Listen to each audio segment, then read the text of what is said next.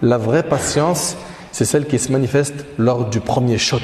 Allô, tu viens de perdre ta mère.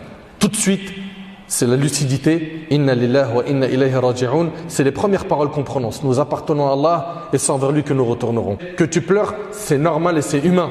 Le prophète sallallahu alayhi wa sallam a pleuré lorsqu'il a perdu son fils Ibrahim.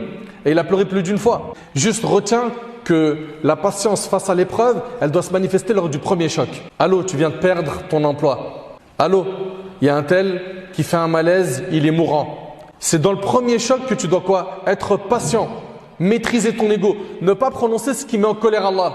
Mais subhanallah, pourquoi ça m'arrive à moi? Ça, c'est les paroles qu'il faut bannir. Pourquoi j'ai un seul enfant, il est mort? Et je vous ai déjà donné cet exemple. Mon voisin, il en a 5, ils n'ont jamais eu une maladie. Pourquoi le mien? Ce sont ces paroles qu'il faut bannir.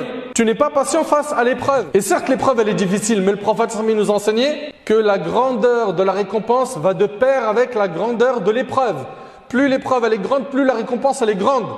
Et puis sache que par cette patience face à cette épreuve, Allah tabarak wa ta'ala, il est en train de te préparer une récompense qui est immense.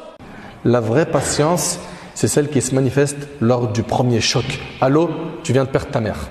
Tout de suite, c'est la lucidité. Inna lillahi wa inna ilayhi raji'un. C'est les premières paroles qu'on prononce. Nous appartenons à Allah et c'est envers lui que nous retournerons. Que tu pleures, c'est normal et c'est humain. Le prophète sallallahu alayhi wa sallam a pleuré lorsqu'il a perdu son fils Ibrahim.